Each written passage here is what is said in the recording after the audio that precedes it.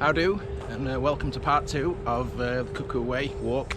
So today's the second of 2 instalments where we're looking at the missing section of Chesterfield Canal. So just a reminder, Chesterfield Canal, 46 miles long from West Stopwith on the River Trent to Chesterfield over on the west. So we're looking specifically at the missing section, 9 miles, and today we're going to be focusing on the section from Killamarsh to Kiveton Park, including the disused bricked up Norwood tunnel. So stick around for that. So anyone who's not watched the first part, here's the link, and I'm just going to put up on the screen the map that we did in part 1, and then the map that we're doing today in part 2, just to show geographically where we are and what we're doing today. But here's a quick 30-second or even less recap of what we saw on part 1.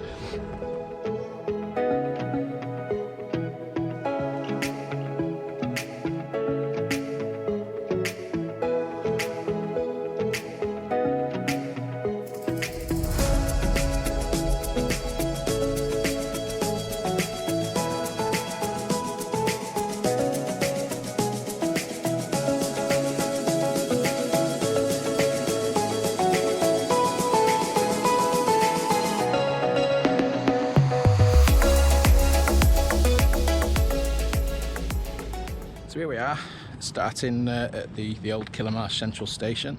It's where we left you last time. So we head off in easterly direction. I think for the first mile there's no canal, but we can see the route of the canal.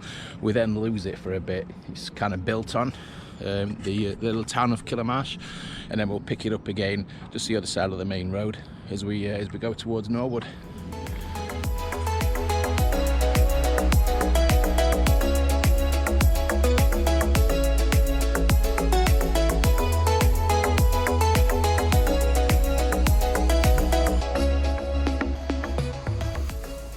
Pulled over just to let some people pass on the path, and I've just noticed this.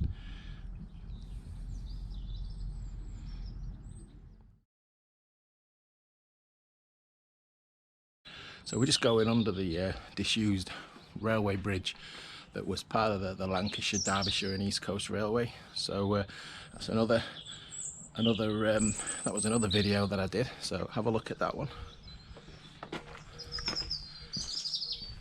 Long time disused, quite poor state of repair. And there we go, there's the canal running under.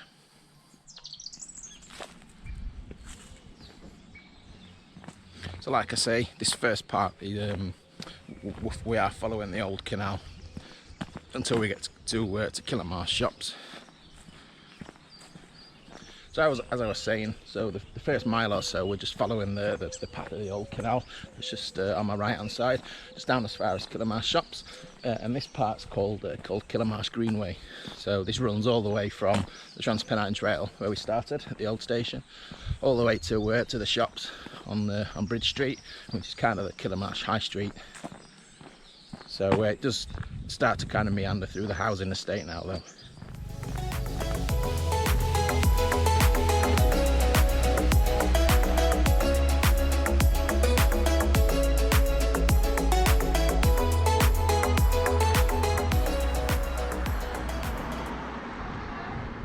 Street's named after James Brindley, who designed the canal. I believe he died before the canal opened.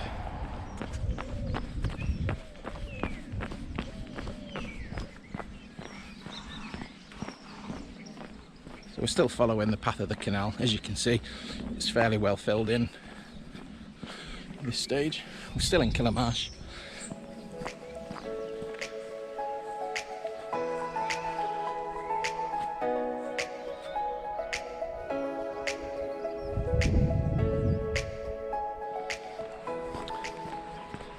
So we're just coming up to Bridge Street.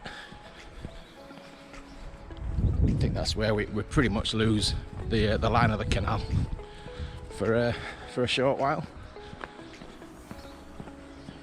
If you're wondering why I'm slightly out of breath, I am running today. It's the first one of these explore videos I've done when I've been running, but I'm just trying to increase my mileage again.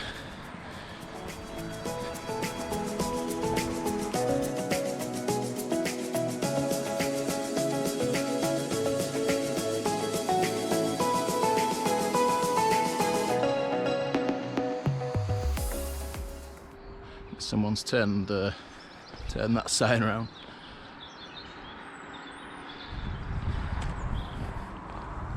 Yeah, just crossing Bridge Street. Yes, I understand that there were plenty of objections to actually building on the route of the canal, but I think at the time, in the 60s or 70s or whenever these houses went up, there wasn't much future in reopening the canal.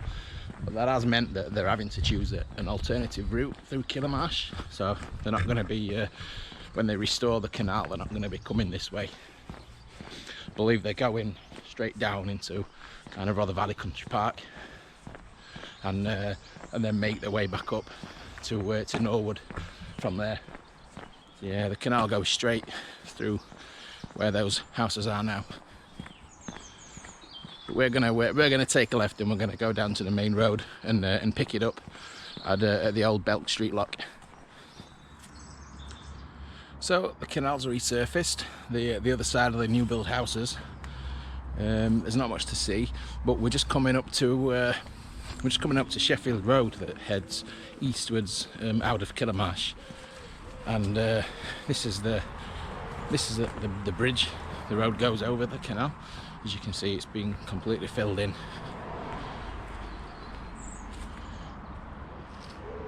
It's no longer a bridge really, but that's where the canal came from.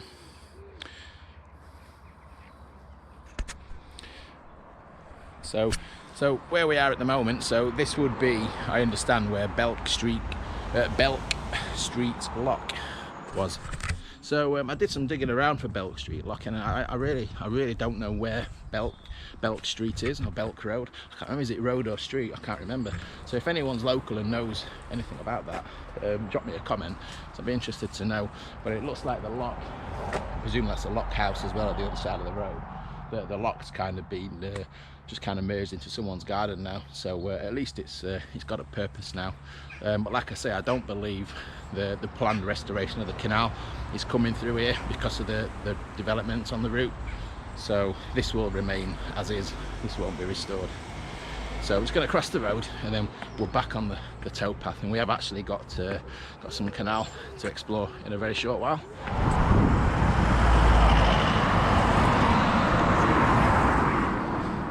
Like I say, we've got the old lock on the right hand side. I'm not going to film that, that's somebody's private residence and garden, so I'm not going to be sticking my camera over any fences to have a look.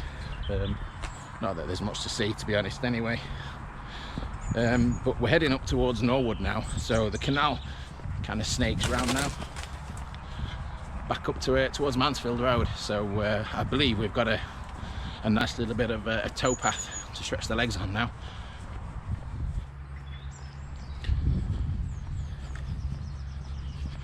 So we're breaking out into the light, and there's the old canal.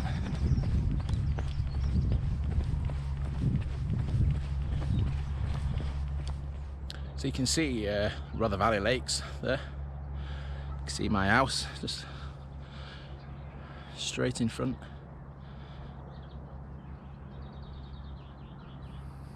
So the canal's actually sort of, it's kind of sat up quite high really on a high contour line compared to the surrounding geography.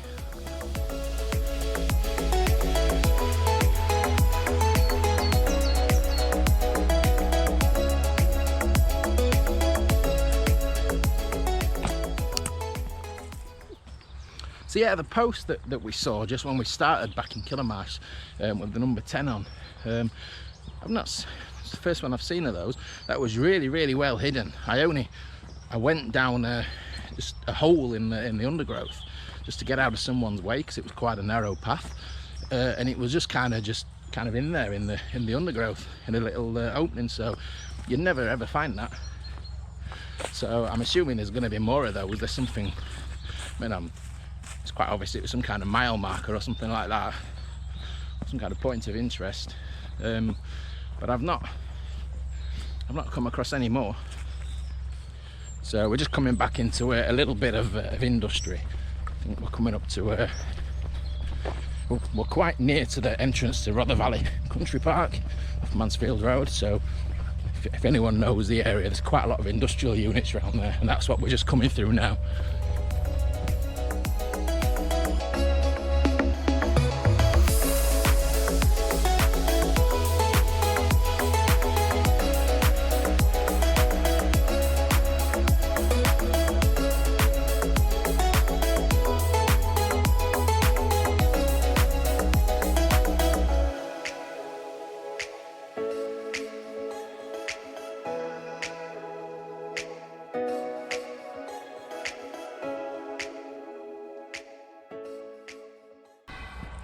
So we've got some kind of a loading facility by the looks of things, like a wharf. It's really not very pleasant. Doesn't smell nice at all. Got a lot of industry here. It seems to be a bit of a fly tipping hotspot as well.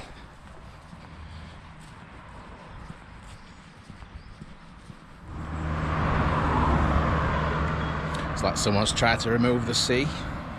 Just crossed over Mansfield Road, so we're now leaving, I suppose leaving Killamarsh, although that was quite a way back, and we're coming up to the Norwood Locks. There's 13 locks in total that there were here, and a lot of them are now private residents, so again, try not to snoop too much, but we do walk past a lot of the old canal buildings. Now this path, there was an easier way, but it misses out the canal, so I came down here in the autumn. I think it was the autumn, early autumn, and it was, yeah, so boggy. You can see.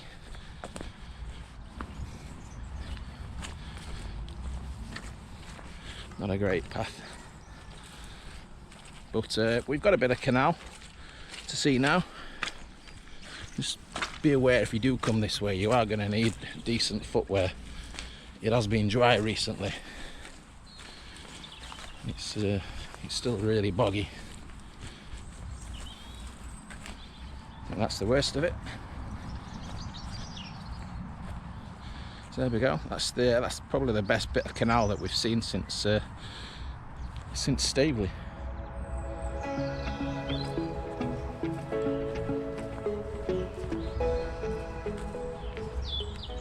So just coming up to a little bridge.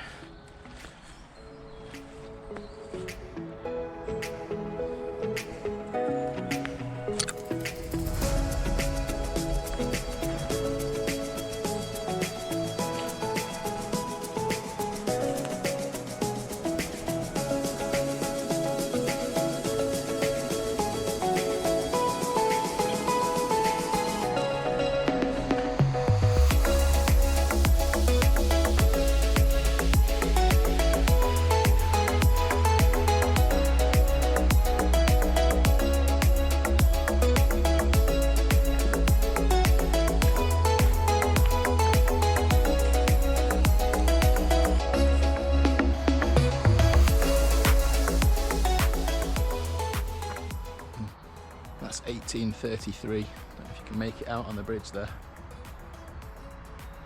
So this bridge came quite a while after the canal was opened. I believe this section opened in around 1975. 1975.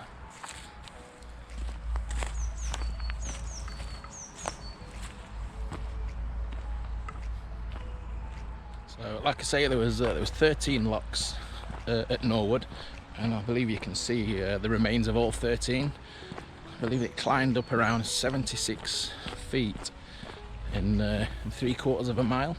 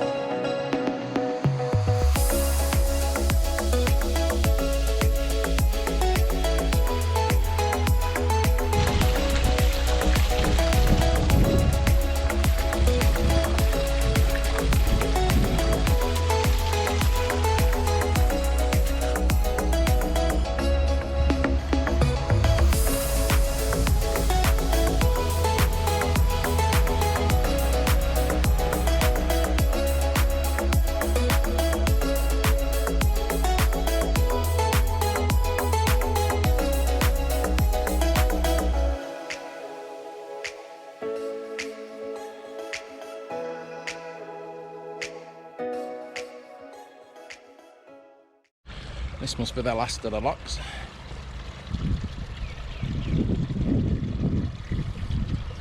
Yeah, you can walk through the old locks, past the cottages. It does feel like you're walking up someone's drive most of the time. So we shouldn't be far away from the tunnel entrance now.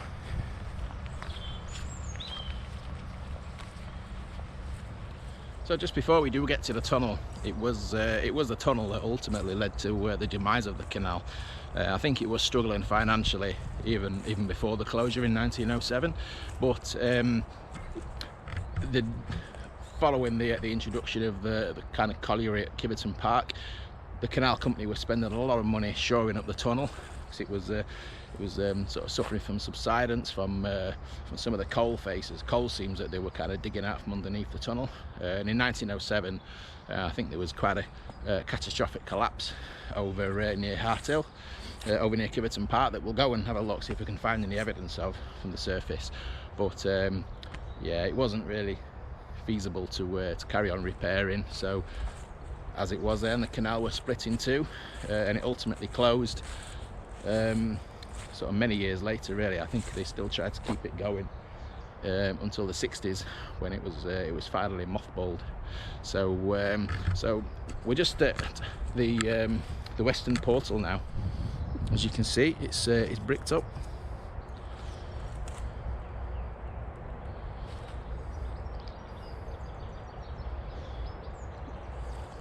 So yeah, the tunnel goes. The actual length of the tunnel is a bit of a debate. So, but it's around 2.5 kilometres. It's around 2,800 yards long, if you're in old money. And that goes under the M1, under Kiveton Park Colliery, and it comes out just near Kiveton Park Station.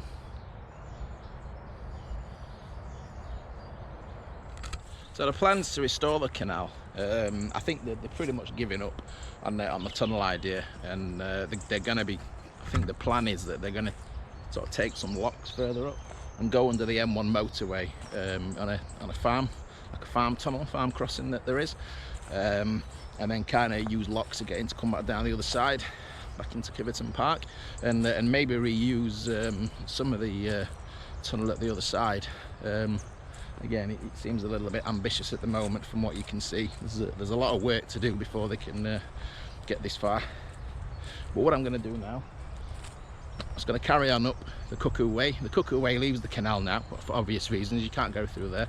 And under the motorway, over the top of the old Kiveton Park Colliery, and we're going to go and meet up with the canal on the eastern portal, and have a look at that. So stick with me, and I'll see what I can find on the route. I'm going to try and stick as close as I can to the route of the tunnel.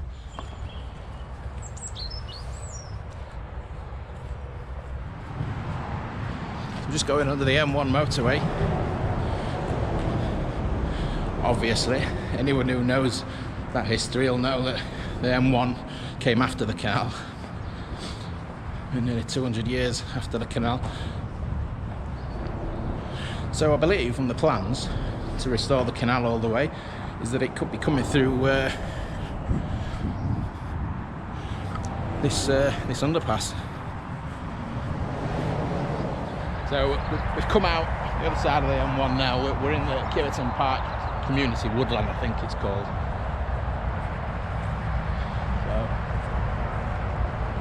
See the windmills on the top of the hill there, so that's where we're hopefully going to be moving house to. It's the other side of there. We're not quite sure when. Hopefully not too long. So I've had a few people ask me what I listen to when I'm out on my runs and explores. So got a little bit of very early Def Leppard on today. So first couple of albums. I like the early style. They were a bit more kind of punky. So yeah, that's what I'm listening to today.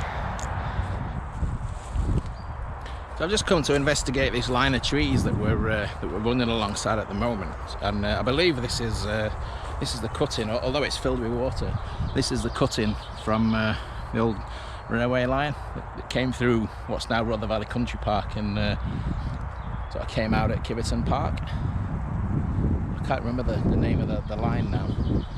but I'll put the map on screen.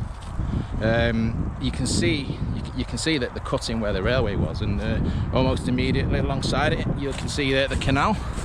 So we're pretty much running along top of the alignment of the canal on this path. Just run up to the top of the woodland, or the community woodland as it's called. It's a pit tip basically. It's very I'd imagine that what's here now is quite a different landscape to what was here when the canal and the railway was at its peak. So we've got kind of new housing estate on my left hand side, and it's quite built up now, obviously with the remains of the colliery, the spoil from the pit. So it's going to carry on, so that the tunnel's still somewhere underneath where we are at the moment. So we're going to go and cross Harthill Road and see what we can find over the other side. So we're still roughly over the top-ish of where the tunnel is underneath. So I know the proposed reopening route that's going over the top and avoiding the tunnel is going to be taking in the fishing pond. I don't know if you can just make it out through the trees. It's private land. It's no entry signs, so we can't go in there. But I believe that's going to be some kind of marina or something on the new route. So we're at the road. We're at the road now between Kiveton and Harthill.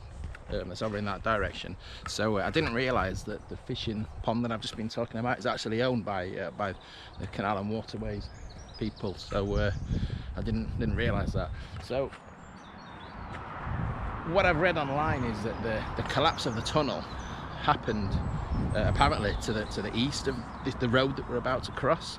So I've watched a few videos online. They opened it up a few years ago, and some people went through in a boat from the Canal Trust and the council and a couple of news channels, and they just seem to go quite far. So we're not too far from the entrance of the tunnel now. So I'd be surprised if the location of the collapse was to the east of the road. So, but we're going to go and have a look. There are some ponds and things that kind of sit more or less on top of where the canal was. I don't know if they have anything to do with the collapse. Apparently the collapse filled with water above the surface, so there could be something in there. Probably nothing, but it's nice to have a bit of imagination, isn't it? So we'll have a look, and we'll have a look what we can see. And there's the River Trent, only 32.5 miles away. So we're not far off the eastern portal to the tunnel, just round this corner. So somewhere between here and the road that we've just crossed, where the collapse happened apparently. So I mean, it's the terrain. It's difficult to pick out anything obvious. If anyone's got any local knowledge or any information, I'd really love to hear. Be great to see that. I mean, the ground's so uneven.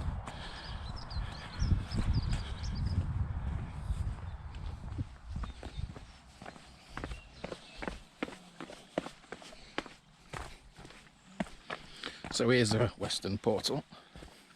Sorry, eastern portal. Keep getting those two mixed up. And that's where the restored canal back to the River Trent starts again. If I'm running down this section last summer, I don't think there's much boat traffic on this particular section. It's a bit weeded over.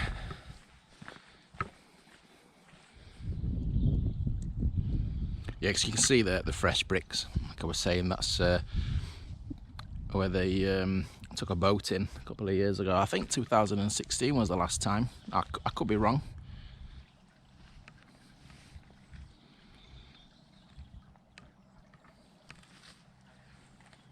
So thanks for watching. If you've watched both parts, very well done. Or if you've just watched one part, it's been interesting. A few bits I've not seen before, and some bits pleasant, some bits not so pleasant. I don't think I'd be making the trip to walk the Chesterfield Canal, but there we go. But thanks for watching, and I'll catch up with you again. Catch up with you again soon.